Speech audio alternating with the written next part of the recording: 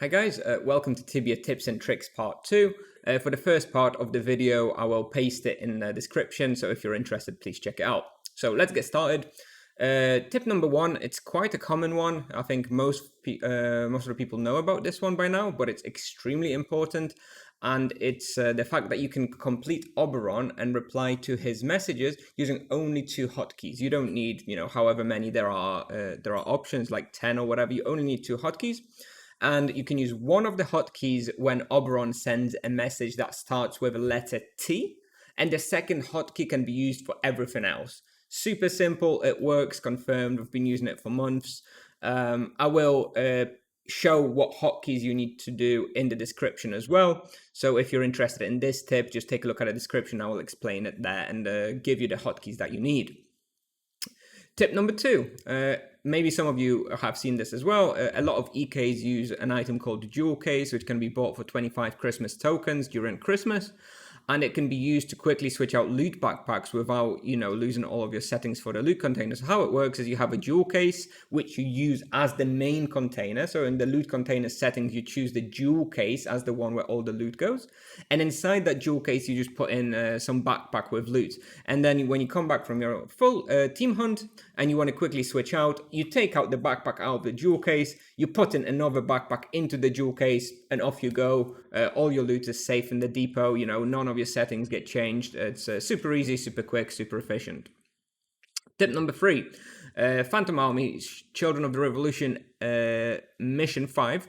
If you are helping someone do this quest, and you've completed it before and you have no use in going inside of the Phantom Army mission area, all you need to do is you need to stand on one of the 4 squares in the quest, just before the last area, and you trigger the event, and then you don't actually need to go inside. Some people think that you still need to go inside and help, but you don't. You can just leave the way you came, and you don't have to go in, and you don't need to waste 10 minutes just standing in there. So, just another tip: if you're helping someone, there's no need for you to waste 10 minutes. Okay, tip number 4. The Supreme Cube can be used without taking any damage. And the way this works is it takes advantage of the logout system in Tibia, which gives you a few second protection after you log in. So seen as to use the Supreme Cube, you need to have no battle sign anyway. Then what you can do is your battle sign disappears, you log out, you log in, then you use the Supreme Cube, and you have this 5-second protection from monsters attacking you, so you can do it without any damage. So quick short video here just to demonstrate this. So I log out, log back in, use the cube immediately, and look, none of these monsters are attacking me. They're ignoring me because I have this protection, so I take no damage. I use the cube again, and I'm out with having taken 0 damage. So, not super useful for an EK, doesn't really matter, but for mages, for example, this is very useful. Saves you some money on manas when you use a mana shield to use the Supreme Cube. Okay. Moving on, this is the most complex tip that I have for you today, so I'll try to explain it. And this is mostly really useful for low-level EKs, and also, when you start on a new world, on an EK where the supplies, are very expensive and you don't want to be wasting a lot of money. But this tip will show you how to make sure you are always the first one attacking the monster before it attacks you, which means you effectively take 1 fewer attack from a monster when single target hunting on low level.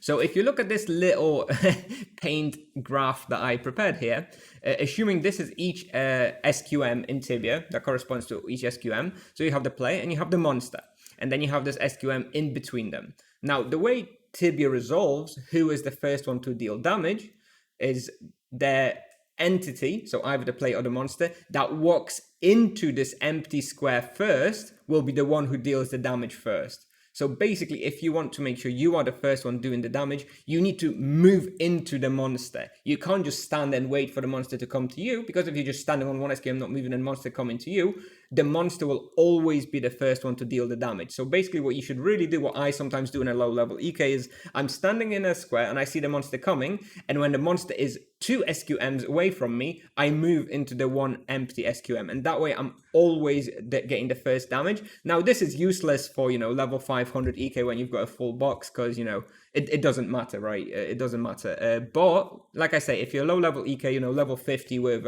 90 skill, for example, and you're going to hunt mutated humans, for example, this is actually quite useful because, you know, you're like one-shotting or two-shotting the mutated humans anyway, and it's mostly single target, so you're actually mitigating a lot of damage this way if you're aware of this mechanic.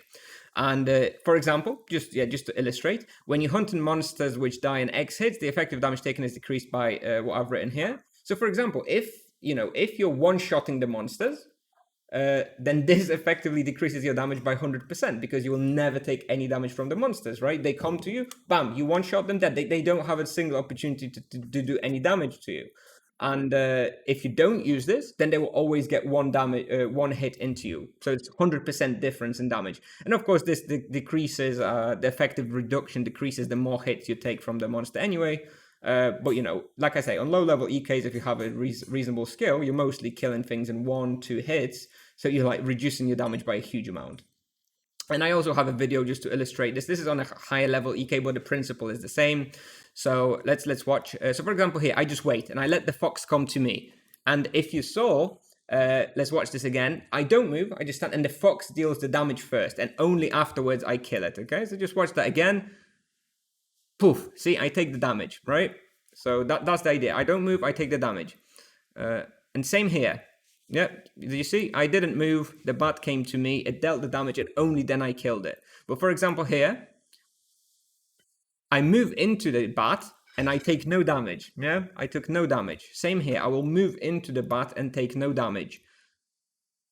Or no hit. See, I didn't get any hit. Here I was in range, so I did take the hit, so disregard this one. But the idea is if you walk into the monster, you will not take the damage.